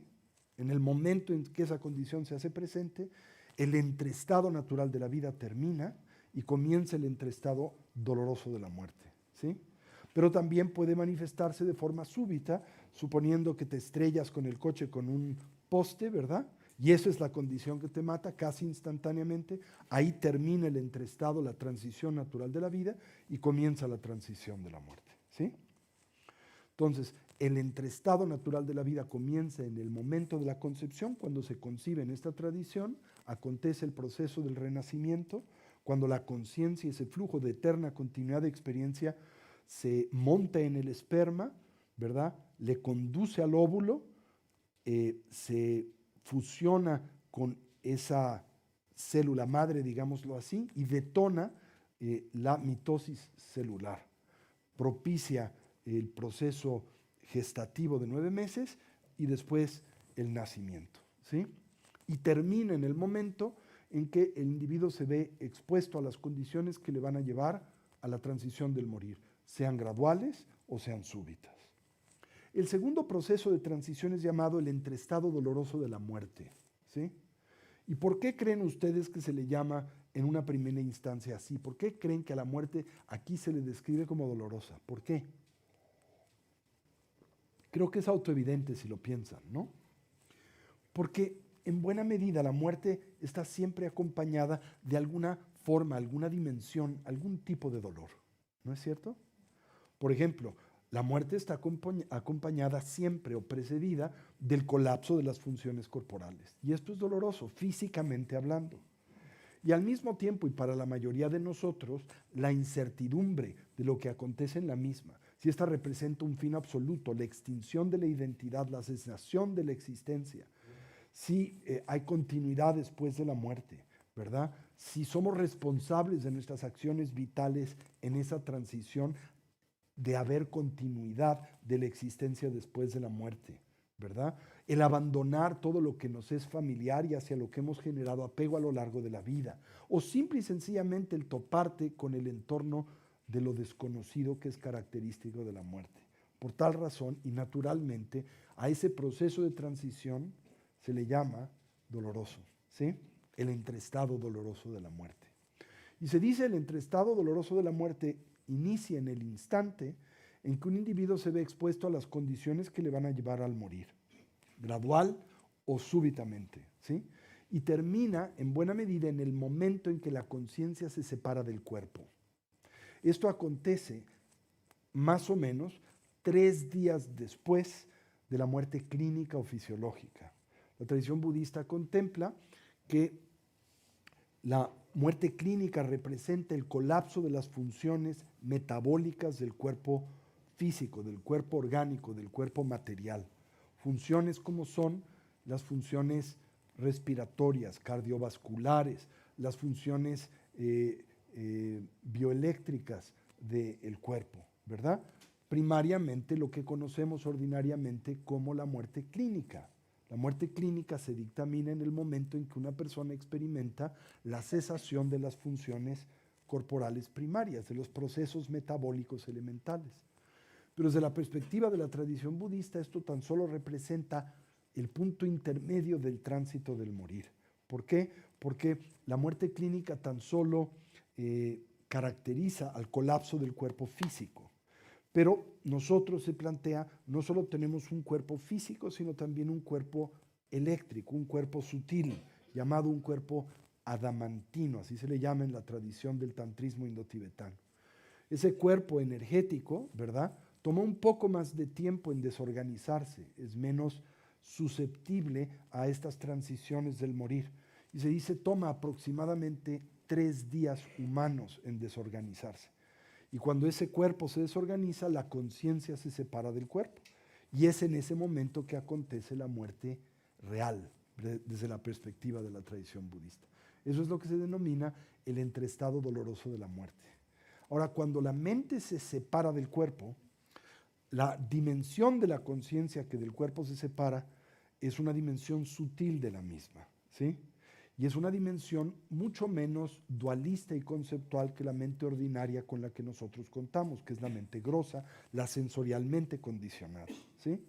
Así que se dice que durante esa transición, cuando la mente sutil se separa del cuerpo, existe una genuina posibilidad para aquellos que pueden mantener conciencia y lucidez de esa transición de lograr el despertar, ¿sí? La iluminación, el estado de la budeidad, el reconocimiento de la naturaleza ilusoria del sueño de la vida, digámoslo así. A eso se le llama el entreestado luminoso de la emergencia de la realidad objetiva. Comienza en el momento en que la conciencia se separa del cuerpo, ¿verdad? y termina aproximadamente una semana después de la muerte clínica. En esa semana, en donde el individuo deambula en una condición sutil, no corporal, se dice la oportunidad de lograr el despertar, ¿verdad? La iluminación, o simplemente desmayarse, ¿verdad? Como lo hacemos en el sueño profundo sin sueños. En el sueño profundo sin sueños existen también esas dos posibilidades. La mayoría de nosotros al ingresar al sueño profundo nos desmayamos, no tenemos en él conciencia. Pero existe la posibilidad, como en el sueño onírico, de cultivar la habilidad de mantenerse consciente. Y cuando uno se mantiene consciente en el estado del sueño profundo sin sueños, puede acceder a una dimensión mucho más sutil de la conciencia que aquella que opera en el estado de vigilia. Esa dimensión de la conciencia que opera en el sueño profundo sin sueños es la misma dimensión de la conciencia que opera en la transición del morir. Y esa dimensión de la conciencia es la dimensión de la conciencia despierta, no conceptual, la que opera más allá del lenguaje, la que no está restringida por el tiempo y el espacio, que existe más allá de esas dimensiones, ¿sí? Entonces se puede cultivar esa dimensión de la conciencia en vida, ¿verdad? Pero también se puede reconocer en el sueño profundo sin sueños o se puede reconocer en la transición del morir. He ahí la importancia del entreestado luminoso de la emergencia de la realidad objetiva. Y si no se reconoce esa dimensión de la conciencia durante ese tránsito, el individuo se dice comúnmente desmaya y transita a la última fase del periodo que precede al renacer, llamado el bardo kármico del devenir, el entreestado inercial de la existencia. Ahí este estado es muy similar, tiene un paralelo al entreestado del sueño onírico, del sueño con sueños. Es un tipo de sueño, ¿sí? Es una realidad que la mente crea como las apariencias oníricas son creadas en un sueño por la conciencia del ensoñador. Evidentemente, como en el sueño, ese tránsito se puede experimentar igual, lúcida o no lúcidamente. Si se experimenta no lúcidamente, el individuo no puede reconocer la naturaleza mental del entorno por el que se transita. El que ese entorno y sus apariencias son creadas y fabricadas por la mente de la persona que deambula en ese estado, como la persona que deambula en el sueño onírico. Pero si el individuo puede mantener la lucidez en ese estado y condición, para lo que se entrena a lo largo de la vida contemplativamente, a través de métodos específicos de meditación que tienen eso por objetivo, el mantener la lucidez en el sueño profundo sin sueños, el mantener y detonar la lucidez en el sueño onírico y el mantener la lucidez en el tránsito del morir, puede controlar ese proceso. Y al controlarlo puede elegir dónde va a renacer. Para aquellos que no pueden hacer esto, bueno, hay varias alternativas. Si el individuo puede reconocer la naturaleza esencial de su conciencia en ese tránsito, puede liberarse del renacimiento en su totalidad, de la inercia que nos conduce a soñar y a vivir, ¿verdad? Si el individuo no logra ese estado, por lo menos puede controlar dónde va a renacer, en qué condición y circunstancia, en favor de su desarrollo evolutivo y en favor del beneficio que busca aportarle a los que le rodean, ¿verdad? Y si no puede hacer nada de esto, entonces ese proceso será en buena medida común y habitualmente controlado por hábitos y tendencias fortalecidos a lo largo de la vida, como acontece en un sueño ordinario. Nosotros no dominamos lo que soñamos, no elegimos los tópicos del sueño. ¿Qué es lo que aparece durante la noche? Pues la continuidad de las impresiones, hábitos y tendencias que fortalecimos en el estado de vigilia, en el periodo que precede al dormir. Por eso, si te vas a dormir con hambre, sueñas con comida.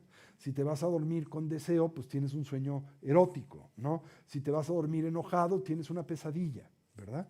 Y dentro de ese tránsito, ¿cuáles son las impresiones, hábitos y tendencias que ejercen la influencia más poderosa y determinante sobre las apariencias oníricas? Las que recién se fortalecen antes de ir a dormir. Esto es, todas las apariencias sensoriales, ¿verdad?, que tuviste a lo largo del día impactan las experiencias del sueño. Pero las más importantes son las que preceden el ir a dormir, porque son las que son más cercanas al sueño. De la misma manera se dice que las experiencias por las que una persona ordinaria transita en el periodo que precede al renacer están en buena medida determinadas por las experiencias que tuvo en el periodo que precede inmediatamente al morir, ¿sí? Y por eso en la tradición budista se afirma, es muy importante cuidar cómo es que uno transita la muerte, ¿sí? Porque si transitas la muerte enojado, vas a tener un entreestado violento. Si transitas la muerte de una forma apacible y desapegada, vas a tener una transición de esa misma naturaleza y así subsecuentemente, ¿no? Entonces, buenas noches. Casa de México en España cerrará sus puertas en 15 minutos. Agradecemos su visita. se muere esta conferencia también. Entonces, bueno, el día de mañana precisamente exploraremos en la segunda fase de esta charla, ¿no? Cómo prepararnos para la muerte, ¿verdad? ¿Qué sucede desde la perspectiva de esta milenaria tradición de sabiduría durante la transición del morir? ¿Cómo acontecen los procesos que conducen al individuo a la transición del morir, tanto los fisiológicos como los mentales y emocionales? ¿Cómo podemos desarrollar una habilidad para afrontar la muerte con integridad y sin miedo, entendiendo que es algo que acontece momento a momento y no tan lejano como pensamos, ¿verdad? ¿Y cómo podemos utilizar a la muerte como un aliado para vivir con integridad? Porque la tradición budista plantea que los individuos que viven inconscientes de la realidad inminente de la muerte tienden a desaprovechar la vida. Y que los individuos que viven conscientes de la inminencia de la muerte aprovechan la vida. ¿Por qué? Porque se dan cuenta de lo efímero de la misma, porque se dan cuenta de qué tan rápido la misma pues se marchita y pasa, ¿verdad? Y se dan cuenta que lo único que realmente tenemos y poseemos es el presente. Pero ese presente se escapa por nuestros dedos, especialmente porque no estamos en sincronía con él. Siempre estamos en otro lugar. Y la vida pasa mientras estamos ocupados haciendo planes. ¿No es cierto? Entonces hablaremos de estos tópicos el día de mañana, ¿verdad? Y en especial, pues quiero darles una herramienta contemplativa que cualquier persona puede aprovechar y utilizar, llamada en la tradición tibetana la meditación de las 3 raíces, ¿sí? La primera de estas 3 raíces es la contemplación de la inminencia de la muerte. La segunda de estas raíces tiene que ver con preguntarnos y explorar, dada la inminencia de la muerte, ¿verdad? El hecho de que es cercana, va a aparecer en cualquier momento, porque nadie tiene certeza, ¿verdad?, de cuándo es que la muerte nos va a sorprender. Puede ser hoy, ¿verdad? Puede ser que hoy no lleguemos a casa. Entonces, tenemos que prepararnos para la muerte. No podemos vivir, no es conveniente vivir con esta noción de inmortalidad que nos lleva a desperdiciar lo único que no podemos desperdiciar, lo más valioso que tenemos, que es el tiempo. Por eso, por ejemplo, para tradiciones espirituales como la budista del Tíbet, expresiones muy populares en nuestra cultura, como las de matar el tiempo, ¿verdad?, son escandalizantes, ¿sí? Se dice, ¿cómo que matar el tiempo? Lo único que no puedes matar es el tiempo, porque el tiempo es lo más valioso que tienes y se exhausta en un instante, ¿verdad? Y entonces, la segunda de las raíces es reflexionar acerca de cómo puedes prepararte para la muerte, ¿sí? Y la última de las raíces es qué te puedes llevar contigo durante esa transición y qué es lo que le aporta a la vida genuino significado, ¿sí? En otras palabras, qué es lo que nos permite reclamar un estado y condición de bienestar y felicidad genuino y duradero, ¿sí? De esto hablaremos entonces el día de mañana. ¿Tienen alguna pregunta de lo que platicamos hoy? ¿Tiene usted un libro? ¿Es esto que están presentando? No, pero les voy a recomendar les puedo recomendar varias bibliografías con mucho gusto. En especial una muy simple y accesible, el libro tibetano de la vida y de la muerte del venerable Sogyal Rinpoche. ¿Sí? ¿Sí? Este es el nudo infinito. Se le llama en la tradición tibetana Tashi Yu. Tashi quiere decir auspicioso, Yu quiere decir nudo, el nudo infinito. Y representa, si lo ves, como un nudo que no tiene principio y fin, ¿no? No tiene un principio y un fin, no se le puede hallar principio y fin. Y representa la naturaleza de la realidad, el que nada tiene principio y fin, el que todo es eterno, nada se crea ni se destruye, se transforma, que la mente es una entidad eterna que no tiene principio y fin absolutos. Una aclaración, ese símbolo existe en los misiles mayas Así es. y significa universo. Así es, y también existe en gran parte de las culturas antiguas de la humanidad, como la suástica también, que se identifica mucho con Asia, pero es un símbolo iconográfico universal. ¿Sí? Gracias. ¿Sí? Voy a preguntarle, ¿ve usted el budismo como una observación de la naturaleza como pensamiento? Y la segunda pregunta, ¿Me repite la primera que no escuché, perdón? ¿no ve usted el budismo como una observación de la naturaleza Ya. y como pensamiento? Y la segunda pregunta, ¿el budismo ayuda a superar el sufrimiento? Muy buenas preguntas. La primera de su pregunta se responde con una observación antigua india. Los indios llamaban a esta tradición espiritual Adhyatma Vidya. No le llamaban budismo, le llamaban Adhyatma Vidya. Y la palabra sánscrita Adhyatma Vidya quiere decir la ciencia de la conciencia. Así que yo diría que el budismo no es una religión. Por supuesto, no gira en torno a la noción o el comentario acerca de un Dios creador y administrador del mundo. No es exactamente una filosofía como entendemos por filosofía en Occidente, el amor al conocer por el mero hecho de conocer, porque en la tradición budista se plantea que un conocimiento ausente de aplicación vital es estéril. Y se plantea que todo conocimiento tiene que tener un referente vital, ¿sí? Esto es muy ajeno a nosotros en Occidente porque nuestro sistema educativo plantea como posible y excusable el divorcio entre el conocer y el ser. Por ejemplo, usted puede ir a la universidad a estudiar ética de un maestro que no es ético.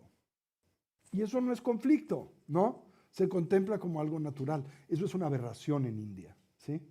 En donde se seguía con autoridad a una persona, no tanto en dependencia de lo que enseñaba, sino del efecto de lo que esto enseñaba dentro de su vida, ¿verdad? Claro, si tenemos una visión más amplia de filosofía, como la que planteaba Aristóteles. Aristóteles decía que la filosofía es el conocimiento de todas las cosas a través de sus causas y a la luz natural de la razón, distinguiéndolo de la teología, que estudia todas las cosas a través de sus causas, pero a través de la luz sobrenatural de la revelación, ¿sí? En ese sentido, el Buddha-Dharma, el budismo, es una filosofía. Pretende entenderlo todo a través de sus causas y a la luz natural de la razón.